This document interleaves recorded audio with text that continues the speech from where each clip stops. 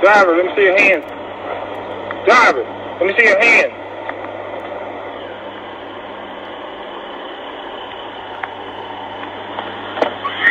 Step out. Step out. Imagine this. You're driving down a busy highway with your best friend, singing along to your favorite playlist, when something catches your eye. A glance, a silent plea for help, and a split-second decision to trust your gut leads to a story that will forever change your life and someone else's. Before we dive into this heart-pounding story, take a moment to hit that like button and subscribe to the channel. Your support helps us share incredible stories like this one, and trust me, you won't want to miss what's coming next. Let's aim for 1,000 likes. Together, we can make it happen. And don't forget to ring the notification bell so you never miss an upload. Now, let's get into it. It all began on an ordinary day in Dallas, Texas.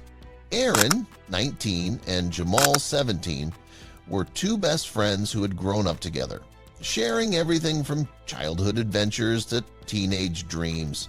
Their shared passion for cars and road trips often saw them hitting the road just for the fun of it. On this particular Saturday, Aaron had a plan: pick up a friend stuck at work and enjoy a casual drive with his best buddy. The sun was shining, the roads were buzzing with the typical weekend traffic, and the two were in high spirits. Aaron, who had recently earned his driver's license, was behind the wheel while Jamal curated the perfect playlist for their ride. It seemed like just another carefree day, until they stopped at a red light. The first thing Jamal noticed was the sleek black car that pulled up beside them. In the back seat sat a young blonde woman, her hair cascading over her shoulders in soft waves. At first glance, she seemed like any other passenger, but something about her demeanor caught Jamal's attention. She wasn't looking out the window or scrolling through her phone like most passengers. Instead, her gaze was fixed downward, her hands fidgeting in her lap. There was an air of unease about her. Jamal shifted his focus to the driver. He was a man with cropped hair, dressed casually, but his presence felt menacing. He kept glancing over his shoulder at the woman, and each time he did, she seemed to shrink into herself. Jamal couldn't shake the feeling that something was wrong. But before he could say anything to Aaron, the light turned green and the car sped away. The two friends continued their drive, but Jamal couldn't stop thinking about the blonde woman. His mind raced with questions. Was she upset? Was the man her boyfriend? Why did she look so scared?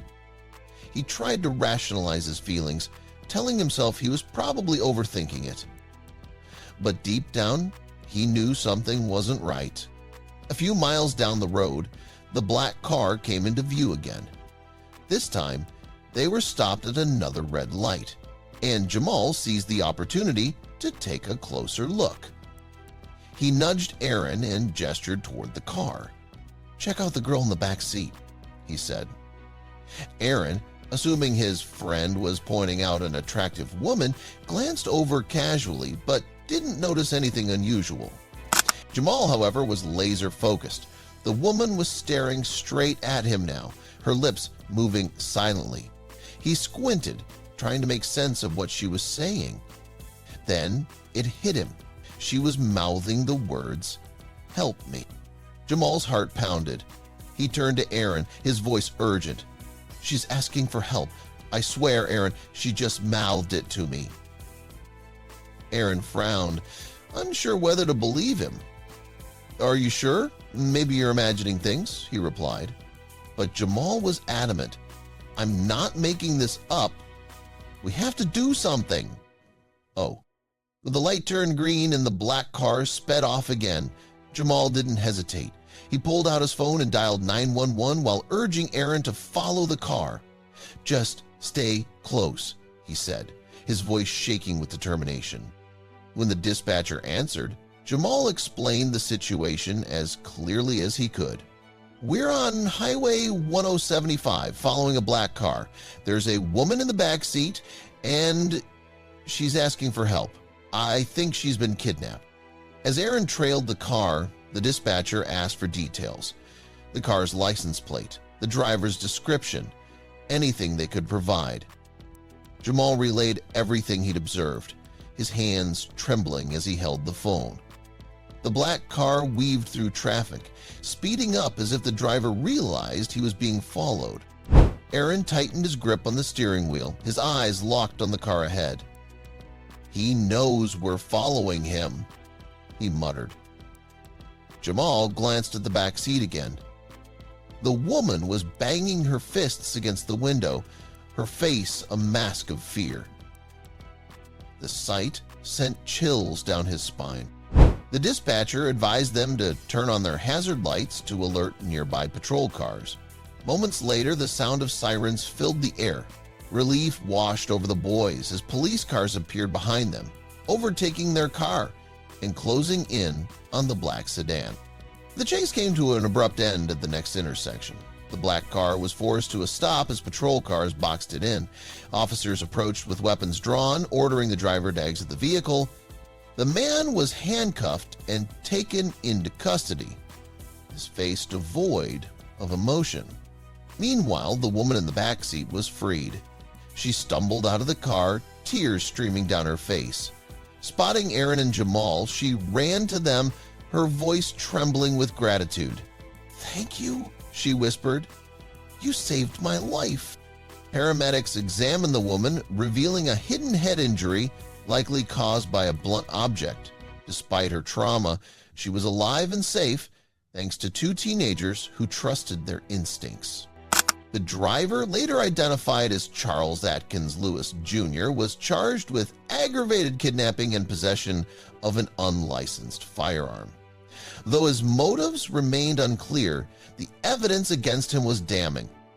The woman, who chose to remain anonymous, recounted her harrowing ordeal. She had been ambushed outside a networking event, struck on the head, and forced into her own car. When she regained consciousness, she knew she had to act fast. The boys at the traffic light had been her only hope. News of Aaron and Jamal's bravery spread quickly. Local media hailed them as heroes, and their story captured the hearts of people nationwide. Despite the attention, the boys remained humble. "We just did what anyone would do," Aaron said in an interview. "If something feels wrong, you've got to act." Jamal added, "I'll never forget the look in her eyes. It's a reminder to always stay aware of what's happening around you. You never know when you might be someone's only chance." This story is a testament to the power of intuition and the courage to act. Aaron and Jamal's split-second decision to trust their gut not only saved a life, but also inspired countless others to do the same. So what would you do if you were in their shoes? Let us know in the comments, and don't forget to like and subscribe for more incredible stories. Until next time, stay aware, stay kind, and never underestimate the impact of doing the right thing.